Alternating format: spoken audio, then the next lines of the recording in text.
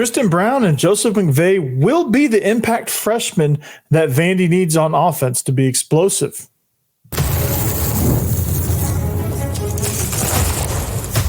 You are Locked On Vandy, your daily podcast on the Vanderbilt Commodores, part of the Locked On Podcast Network, your team every day. Welcome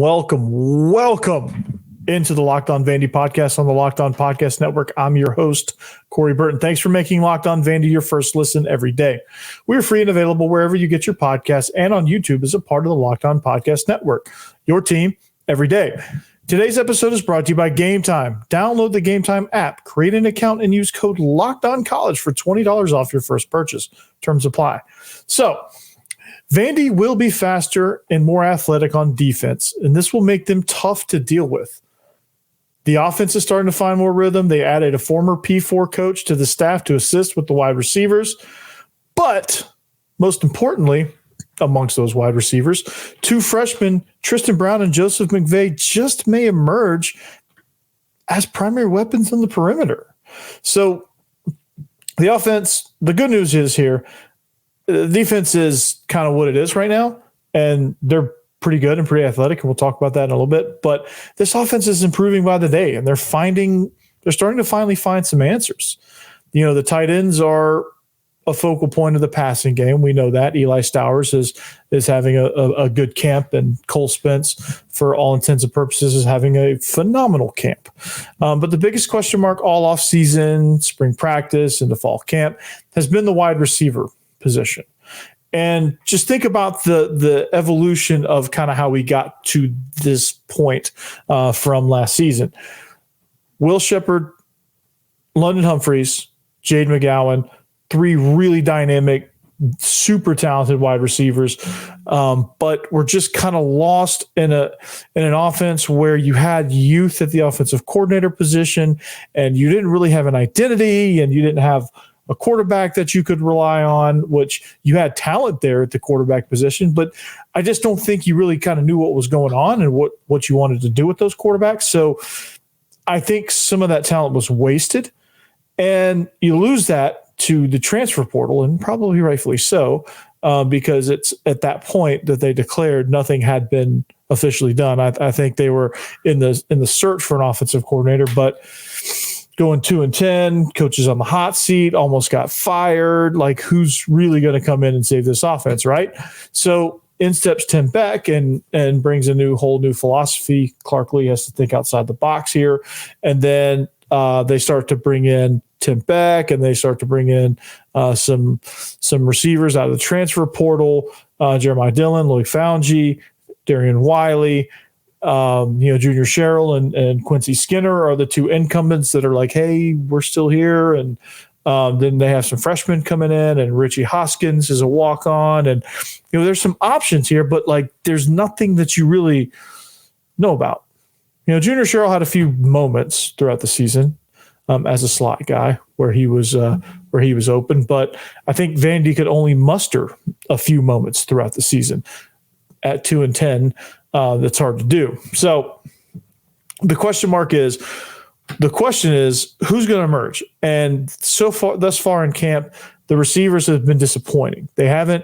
They've shown flashes, but as a whole group, it's been vastly disappointing and quite frankly, concerning, because you just don't know who's going to, you just don't know what you have out there, and you can't really rely on what you have out there because the performances are so spotty that you can't plan for it. You don't know. It's just kind of all up in the air. And so when you have those kind of issues, the confidence in your passing game tends to go down a little bit. You throw that in with a quarterback competition with two guys that are pressing for a starting job, and it's just kind of a recipe of an offense that's rightfully struggling. So the first big hurdle of that is, obviously wide receivers can't be elite wide receivers if they don't get the ball or if they don't get catchable passes delivered. And so now I think they're finally starting to kind of figure out the quarterback position, which I think Diego Pavia is gaining more and more control every day. unfortunately for Nate Johnson, who actually is starting to pull out of his slump a little bit. But this offense is just starting to kind of find some rhythm. And today at practice, the last few practices, the scrimmage, and there's been some breakthroughs at the wide receiver position. There's been some guys that are like, okay, maybe you're the answer. Junior Sherrill being one of them. But I say all of that to get to the fact that Joseph McVay and Tristen Brown are guys that I think Vandy's going to be able to count on. I mean, you just watch these two guys play, and I think between what they bring to the table, although they have no college experience, to what the other guys bring to the table, I think these two are more explosive. I think Joseph McVay is better in the air. I think Tristen Brown is faster, shiftier. I think they're both really talented wide receivers, and I think you're starting to kind of see that they're a cut above these guys. And there's a reason why these guys, you're starting to kind of see the reasons. Now, at Vandy, after a 2-10 season, when your coach is on the hot seat, I'm not sure you can be too picky on what receivers you get out of the portal. And there's some talented guys. Darian Wiley I think, will be a really good receiver when he gets off the injured list. But, to me, it's very telling of, okay, well, we recruited these two high school guys and they're outplaying these transfer portal guys. So be it, whatever. I mean, whoever's the best needs to play, obviously. But, it just says something to, the recruiting of, hey, we evaluated two really good receivers and they're going to contribute. And part of the reason why they haven't contributed up until now is because I think as freshmen, they came in June and they're still learning the system and they're still trying to get their feet wet. So, on the offensive side of the ball, that's not been easy to do for a lot of people. And so, you have to find who you can rely on. And for what Vandy's going to be able to do offensively, you don't really need them to stretch the field as much. I mean, I think you're going to need to have some element of that because if you don't, defenses can compress you, and there's only so much width you can take before they kind of press you out of that. But if they can win vertically, which these two guys can very much win vertically, that changes a lot of things. Because even if you, like I've said before, vertical passing game is like the 3-point shot in basketball. You have to take them, and 40 to 50% is great. 30% is good if you hit those. Because of that 30%, if you take, if you take 10 shots down the field and you hit 3 and they're all 3 touchdowns, that's 21 points, barring that you make the extra point. So those are momentum building plays. Those are more valuable than the 3-point shot in basketball, but it's got a kind of the same effect. Like you start being able to hit things vertically, you have a chance to, kind of shift the landscape of the game and shift the mood of the game and shift the confidence, shift the momentum, I guess, whatever you want to describe it. So, I mean, these guys can kind of do a lot of everything, but what they do best is being able to get yaks, making sure yaks is yards after catch, and making sure they can just get yards in general, just kind of be explosive, like take a slant to the house or, take a jet sweep and get big yardage and just keep Vandy on schedule. That's the things that we're looking for here. And these two guys, to me, have emerged as guys that they're getting to the point where we can't not play these guys. Like if we leave these guys off the field, we're stupid. And that's kind of where we're headed with these two. And then Junior Sherrill is starting to head that way too. What was great is he had a long catch in practice today. He caught he torched the secondary and he caught one on from Pavia, which I think if Pavia can start to improve his vertical passing game a little bit and start to be able to get the ball down the field, that opens up so much. But it's again, play action is going to be dangerous. I mean, these guys' ability to do double moves, these guys' ability to understand. They have to understand what Pavia's limitations are. They have to understand what Nate Johnson's limitations are, which maybe just command of the offense. He's more limited than Pavia at this point. But like Pavia can't push the ball down the field too much. So like if they have to realize that and they have to adjust things and adjust expectations of, hey, we may run 10 vertical routes and only catch 2 of them or have a chance to catch 2 of them. Like this is how these things go. And so to have 2 freshman guys out there emerge is exciting. It's always exciting when you have guys emerge and weapons present themselves. But 2, you're building for the future. You're developing these guys with the hopes that you have a successful season. They come back, and then eventually they make it into the NFL, and they start hey, Vandy can actually put guys in the NFL again. They put some guys out there before. Maybe they can do it again. And then you start to kind of build that. And in today's NIL and NFL potential, that's a great recruiting tool. So there you go. And speaking of recruiting tools, Coach Jafar Williams, welcome to the club, man. Assistant wide receiver coach, probably going to be some off the field stuff as well with his duties with all the coaches that are allowed to coach now on the sidelines and at practice. It's whatever. So his coaching career started him at Moravian. He's been at Illinois State, Howard, then came up to Northwestern, Kent State, Purdue, Rutgers, Maryland. Spent most of his time, obviously, looks like in the Big Ten and MAC. He was at Virginia Tech from 19 to 21. So get a little insight on the Hokies here. He's coming as a double spy. Ooh, no, not really. He's a good developer of talent. I think this is going to be a really, really good hire for Vandy. And with all the problems at the wide receiver spot, that's what they need. They need help at that position. They need development. They need somebody that can come in, A, recruit, B, analyze, C, get them developed and get them where they need to be so that they can be effective and explosive. And Jafar Williams, I think he's being tasked to get that done. So he's going to help get the receivers in line, which is going to get the offense in a better rhythm as they find answers. We'll talk about what those answers possibly are next. This episode is brought to you by Gametime. Did you know? I bet you did because you listened to the show. But did you know that Gametime is an authorized ticket marketplace in Major League Baseball, which makes getting tickets faster and easier? Oh, if you did, kudos. If you didn't, prices on the Gametime app actually go down the closer it gets to first pitch, which is awesome. They have killer last-minute deals, all-in prices, views from your seat, and their lowest price guarantee. Gametime takes the guesswork out of buying MLB tickets. Think about this ticket buying experience, right?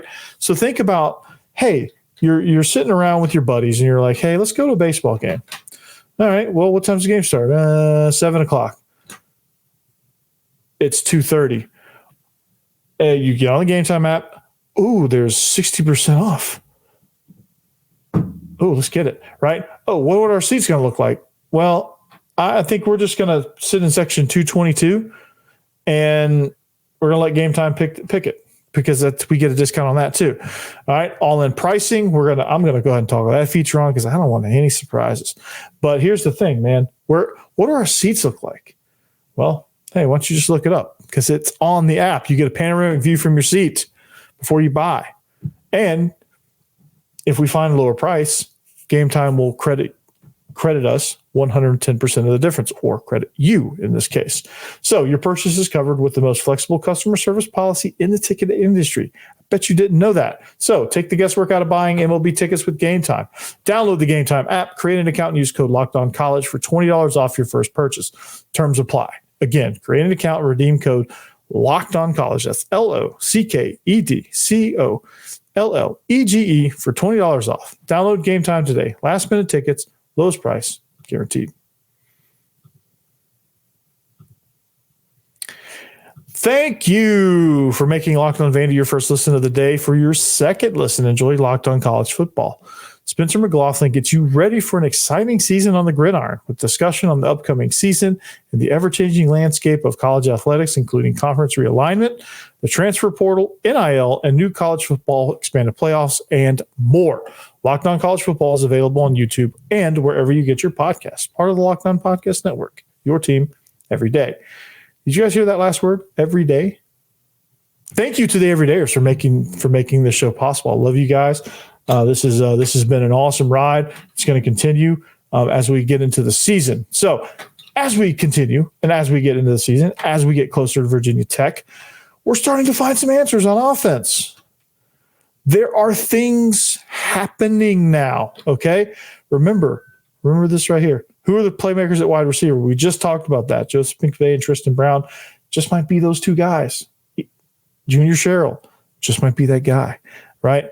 So, we talked about balance yesterday, all right? We're starting to find that. The tempo was better. The command was better. I think the overall operation was better. Offense finally won the day. There's been some good reps going on, and this team is starting to kind of click a little bit. Now, how's that translate against Virginia Tech? Hopefully well. But I think if you can add, I think the passing game was a lot better today, and I think that's the reason why Coach Tim Beck felt good about today because they were able. The run game has been what it is, and it can't really truly be what it is in practice because, well, you got to have the quarterbacks to really kind of make what Vandy wants to do effective. But the pass game, you can work on play action, you can work on finding your weapons, building a rapport, things like that. And honestly, Micah Bell's starting to kind of contribute a little bit. He'll be a gadget guy, somebody that comes in and, a couple plays here, a couple plays there. Hopefully those plays turn into big plays. And, you start to see that kind of thing. You start to see that kind of impact. And so you have to look at it like that. You have to look at it like, this offense, they're working on stuff, okay? And I think people need to realize that. When people panic about where this offense is, it's concerning because they're installing, they're working on combinations, they're working on, getting guys into spots. They have competitions, obviously, for the starting quarterback, for offensive line spots. They're trying to figure out who's where. They're trying to figure out who the wide receivers are going to be. That's a big undertaking. So there's a lot happening in the world of Vanderbilt football that I think overshadows some of the prep. And I think it's the reason why you're reading all these hey, the offense was inconsistent today again. Drop passes, errant throws, not taking care of the ball, misalignments, miscommunications, all of that stuff is happening because these guys are pressing. These guys are learning. These guys are getting a lot thrown at them, literally and figuratively. And so this is something that comes with that territory, unfortunately. But it's just true. That's part of the learning curve. And I think people need to understand that. It's part of the learning curve. But they're starting to find it. You always kind of find that rhythm. And you always kind of see towards the end of camp, okay, we can anticipate this is how good we're going to be.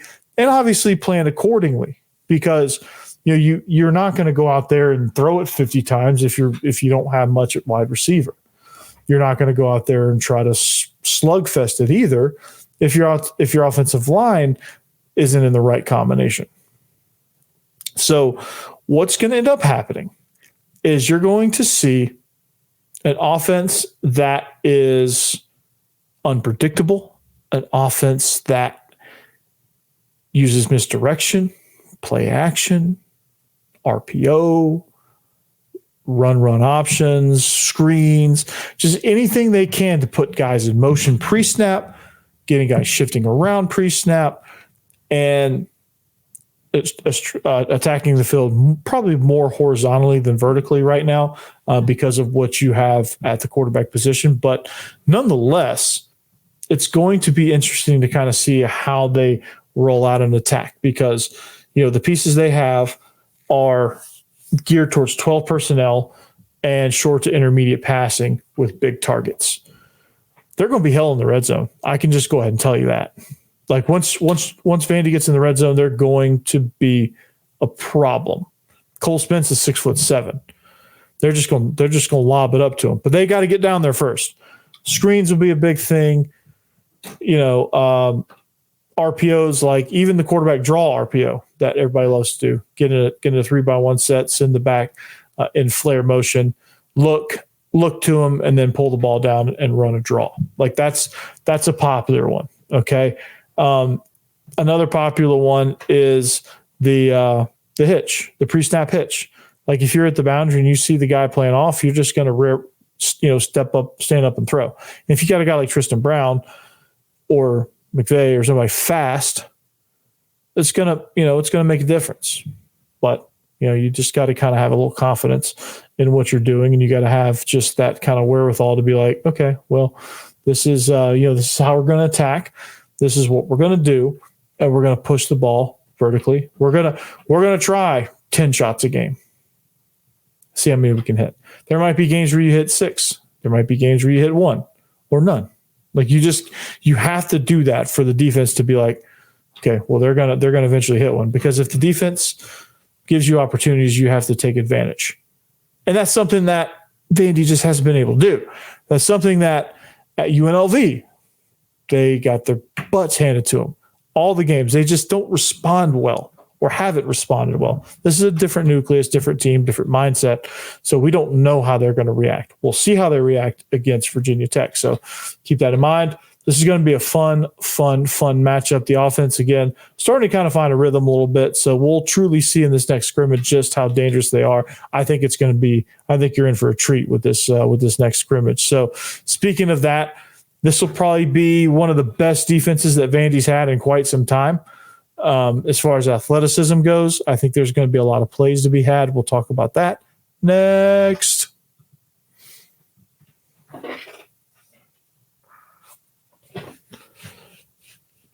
All right, welcome back. We are wrapping up the show here on the Locked On Vandy podcast on the Locked On Podcast Network. Thank you for making me part of your first listen. Make sure you find me on social media at Coach Burton 36 is my personal account, at Locked On Vandy on all social media platforms. You can find me wherever you find your podcast or on YouTube. If you want to leave a comment, please do, but make sure you have a real username, okay, or I won't take you seriously. If you come in with like user 567-HQ.TTX/19er. Like if that's your username, bye. Don't need you. So anyway, that's at least get a real username, right? If you're going to criticize. So anyway, I welcome the feedback. I welcome all of it. You everydayers are tremendous. All the people that have been leaving gracious comments, things like that, tremendous. You're certainly appreciate. I appreciate your support, and I hope you appreciate my support of the Vandy program in this way. Basically talking positive, which may sound crazy at times. I get it.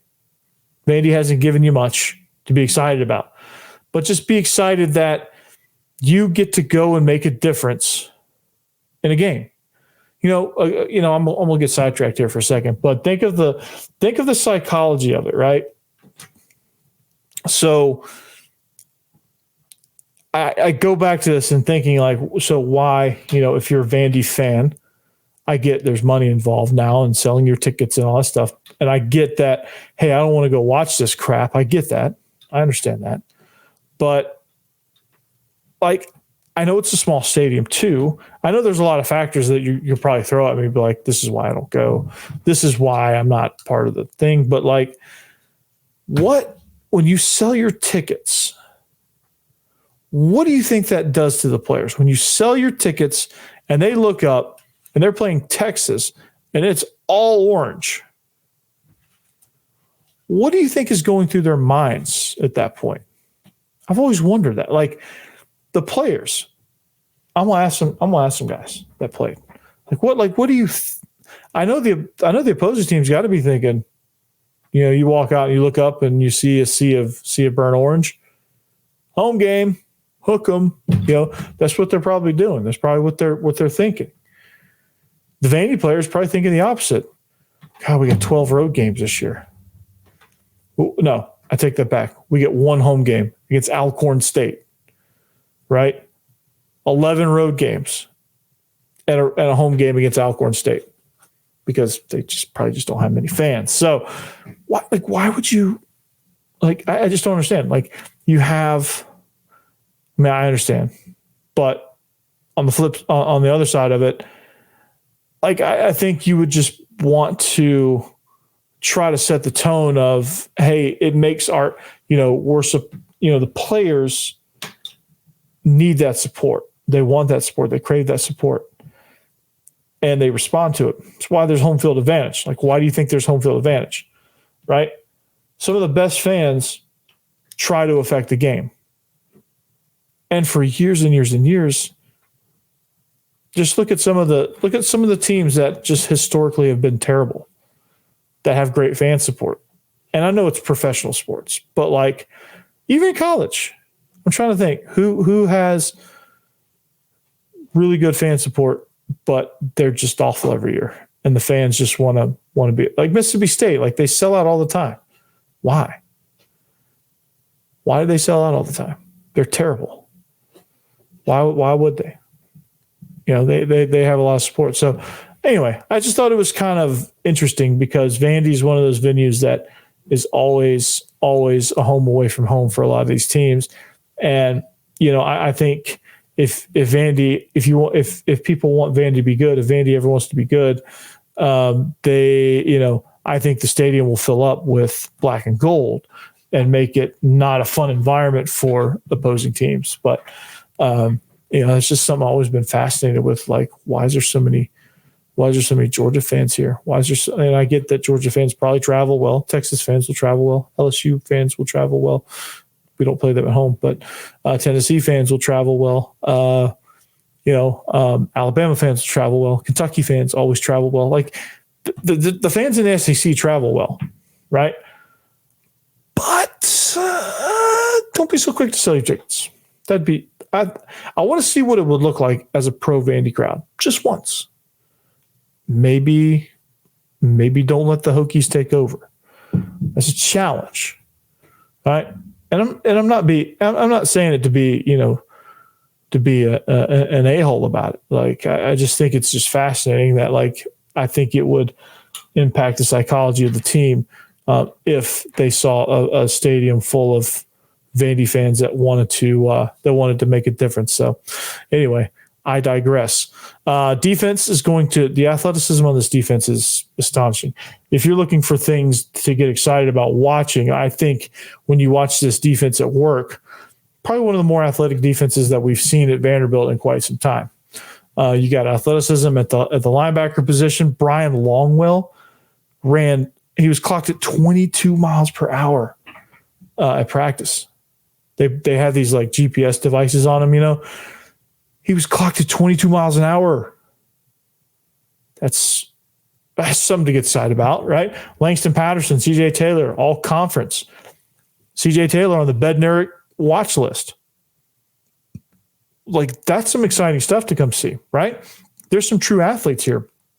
Dante Carter, impact freshman. I think he's your first impact freshman that came on the scene, and now Joseph McVay or Tristen Brown are joining him. You have some, Darren Agu, Corday Sidnor, Zaylen Wood on the defensive line. Athleticism, versatility is going to allow them to fly around. And you get a defense that flies around, they're going to get burned a few times. There's going to be some times where, personnel for the other team is just better. You're not playing Georgia this year, so that's good. But there's just going to be times where the personnel is just better, and that's normal. But I think there's going to be times where you're okay, that was a really athletic play, and you're going to be okay, maybe this isn't the same old Vandy team. Okay, maybe something is different, right? We will see against Virginia Tech. I've been reading about it, and I think members of 247 and Rivals have been reading about it. Just how different this defense actually looks. They're getting after it. They're batting down passes. They're creating turnovers. They're taking the ball away. They're making life hell on Vandy's offense, which is good and bad in a way. It's good because Vandy's defense is performing well, and it's giving the offense a very, very good glimpse into their weaknesses and blind spots, which at this point, it's good because, they can help them get it fixed, which I think they're starting to fix it. But it's going to be fun to watch it's going to be fun to watch this season. It's going to be fun to see what happens in this next scrimmage. I think there's a lot of things that are on the horizon for Vandy that are really, really positive. So stay tuned for that. But anyway, that's all I got for you guys today. We'll talk to you guys tomorrow. We'll get you into the weekend, and we will have college football next week. Just think about that. A week from Saturday, we will have college football. Florida State and Georgia Tech. Think about it. Get excited about that. Be excited about college football. Anyway, anchor down. Behave yourselves. Peace out.